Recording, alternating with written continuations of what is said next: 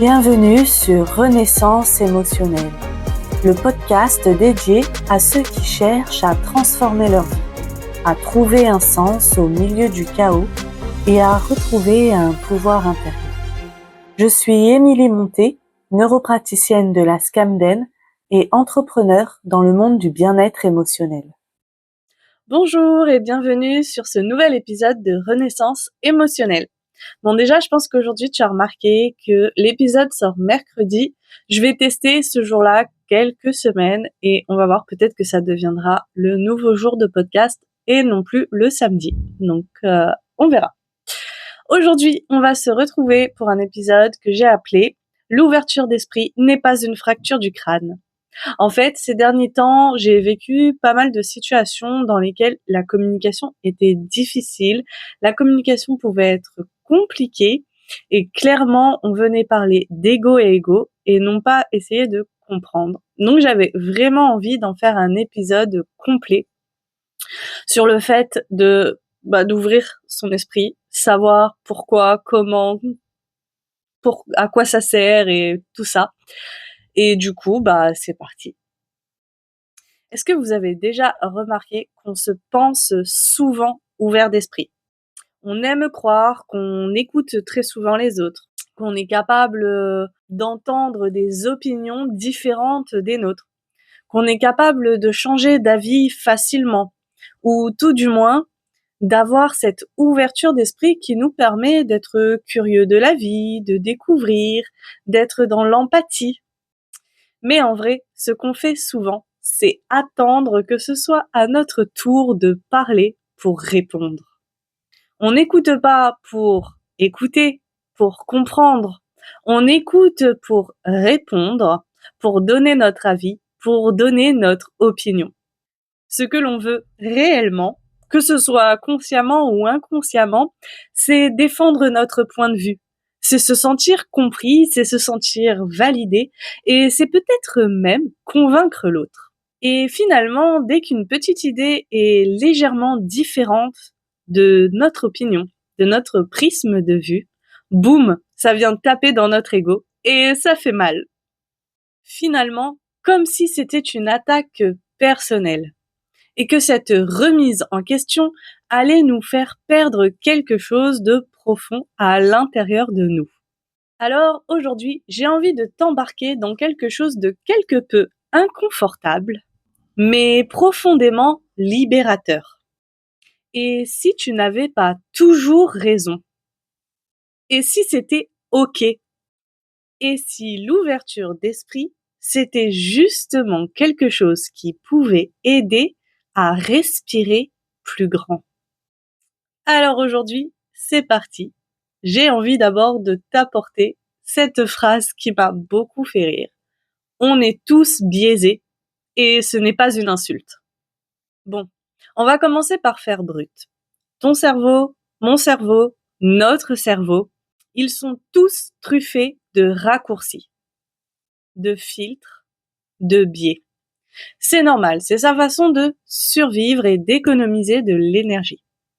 Le cerveau, il s'est développé au fur et à mesure des années pour que, lorsque nous sommes dans une situation qui peut potentiellement nous mettre en danger, nous mettre dans de l'inconfort, ou au contraire, aller nous mettre dans du confort, aller nous mettre en sécurité, aller nous faire vivre ou survivre, a besoin de réfléchir rapidement, a besoin de prendre des décisions rapidement, a besoin d'analyser. Et pour ça, il va créer des raccourcis. Il va mettre des filtres et c'est ce qu'en fait on va appeler des biais cognitifs.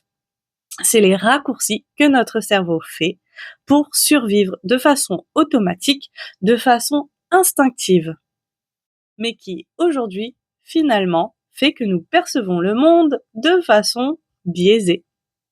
Ce n'est pas un bug, c'est une fonction.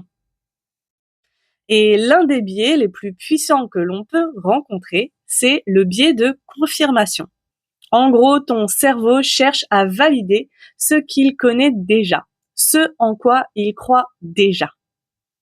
Prenons un exemple. Tu penses que les gens sont ingrats, tu vas surtout remarquer les fois où les personnes te déçoivent.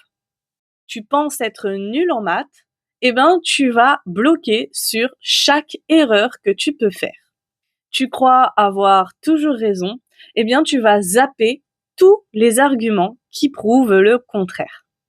Ton cerveau va se focaliser seulement sur ce qui va valider sa croyance, valider son confort et simplement confirmer ce qu'il croit déjà.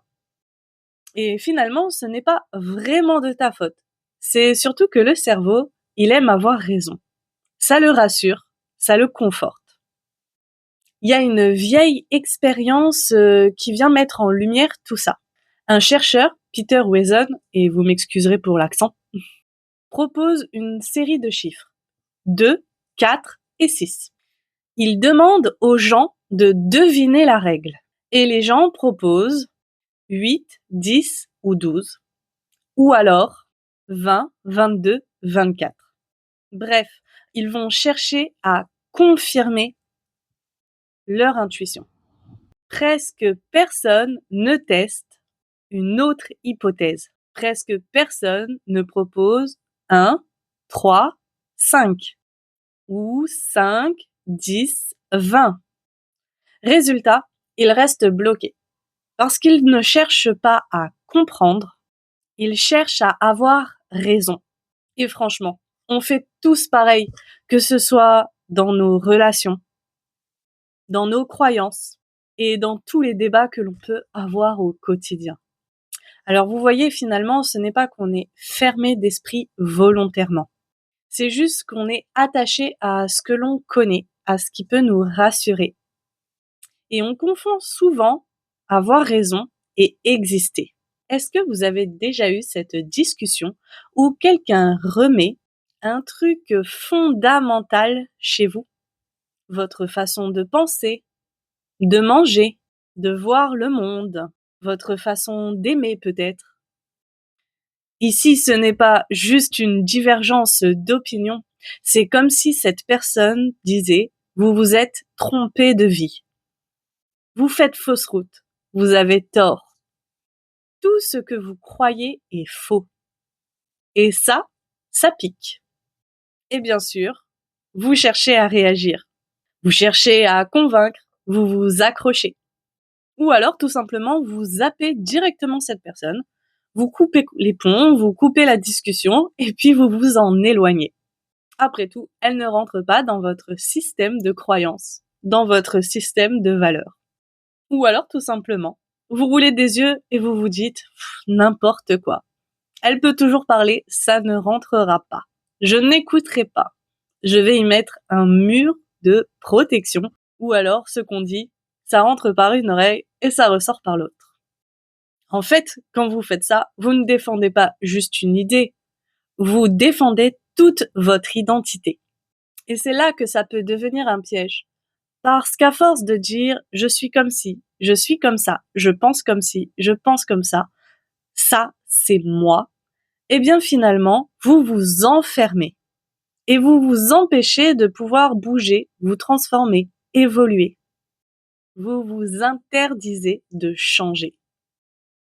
Même quand on en crève, même quand on n'est pas bien, même quand on sent qu'on est dans une vie qui ne nous correspond pas totalement, qu'on ne se sent pas épanoui, on s'enferme et on reste bloqué dans ces schémas, on se protège et on reste dans notre galère. Finalement, on préfère rester dans ce que l'on connaît plutôt que de risquer l'inconnu. On préfère rester dans notre confort plutôt que de se confronter au désagréable. Et si finalement, au lieu de se braquer, on apprenait à s'ouvrir? Ça ne veut pas dire tout accepter. Ça ne veut pas dire tout gober. Mais plutôt observer, explorer, s'interroger. J'ai envie de vous parler de la curiosité bienveillante. Une super puissance souvent sous-estimée. Imaginez qu'à la place de dire « je suis d'accord » ou « je ne suis pas d'accord », à la place de donner votre opinion ou votre point de vue sur quelque chose qui a été énoncé, vous disiez plutôt « intéressant, qu'est-ce qui te fait penser ça ?» Imaginez qu'à la place de convaincre, vous souhaitiez comprendre, même quand c'était des points de vue diamétralement opposés du vôtre. Surtout quand ce sont des points de vue diamétralement opposés du vôtre. Imaginez qu'au lieu de chercher des failles, vous cherchiez à élargir votre vision. L'ouverture d'esprit, ce n'est pas dire oui à tout. Ce n'est pas non plus perdre une partie de son identité, de ses croyances et de ses valeurs. C'est s'ouvrir et se demander « et si ?» Et si ce que je crois n'était qu'une partie du tableau? Et si l'autre détenait une pièce que je n'ai pas? Et si sa vision du monde m'aidait à agrandir la mienne? Et si ce point de vue différent du mien m'ouvrait de nouvelles possibilités? Et là, vous vous ouvrez. Vous vous ouvrez à des nouvelles façons de voir, de vivre, de ressentir. Vous restez vous, mais en plus large, en plus ouvert, en plus curieux, avec un panel de possibilités plus grande. Un autre truc fascinant sur le cerveau, c'est qu'il ne peut rien créer de neuf. Il ne peut rien créer de nouveau. Il ne fonctionne que par association. Imaginons que là, je vous demande de créer un monstre que vous n'avez jamais vu, jamais connu. Vous ne pourrez pas le créer, vous pourrez l'associer. Vous pouvez prendre des ailes de chauve-souris et l'associer avec une queue de lézard, et ça donnera un dragon. Vous pouvez prendre un œil et en mettre 1, 2, 3 ou 10. Mais en fait, vous ne pouvez pas créer quelque chose que vous n'avez jamais connu. Vous pouvez juste associer des éléments pour créer quelque chose de nouveau avec ces éléments déjà connus.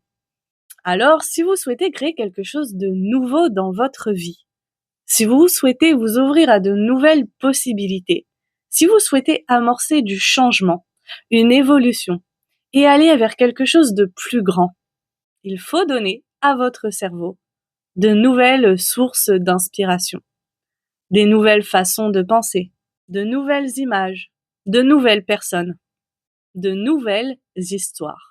Et c'est pour ça qu'il faut sortir de sa boucle mentale.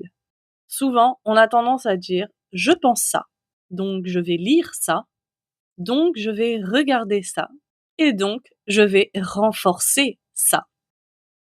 Et finalement, ça vous empêche littéralement de grandir et d'évoluer. Vous souhaitez changer quelque chose dans votre vie, dans votre façon d'être, dans vos relations, commencez par écouter quelqu'un qui pense différemment de vous. Pas forcément pour le suivre, pas forcément pour adhérer à ses idées, mais pour ouvrir votre champ de vision. Osez s'élargir pour mieux choisir. Vous n'êtes pas binaire, vous n'êtes pas une étiquette, vous n'êtes pas dans la team X ou Y. Vous êtes vivant, vous êtes en mouvement, vous êtes en constante évolution. Et l'ouverture d'esprit, ce n'est pas abandonner qui l'on est, mais c'est choisir qui l'on veut devenir. L'ouverture d'esprit, ce n'est pas une fracture du crâne, mais c'est une fenêtre que l'on ouvre. Et derrière cette fenêtre, il y a un monde, des chemins, des possibilités. C'est grand, c'est infini, c'est de l'espace. C'est de la création. Un monde où l'on peut créer sa propre version de qui l'on veut être, de ce que l'on veut faire, de ce que l'on veut avoir, de comment on veut relationner. On peut choisir sa propre version, pas celle que l'on nous a imposée, pas celle que l'on a toujours suivie, la vôtre, élargie et libre. Alors oui, l'ouverture d'esprit, c'est inconfortable. Ça peut être déroutant, mais ce n'est jamais une perte. C'est un acte de courage, c'est un acte d'humilité. Et c'est surtout un acte de liberté. Parce qu'au fond, ce n'est pas dangereux de penser autrement, mais c'est dangereux de ne jamais avoir osé. Alors dites-moi en commentaire comment vous pensez être ouvert d'esprit. Quelle idée vient vous confronter? Vers qui avez-vous envie de vous tourner pour entendre de nouvelles idées, qui peuvent être inconfortables, mais vous ouvrir à de nouvelles visions? Et tout simplement, qu'avez-vous pensé de cet épisode? Partagez cette capsule à une personne qui pourrait en avoir besoin, peut-être un message à faire passer. Et je vous dis à bientôt pour un nouvel épisode de Renaissance émotionnelle.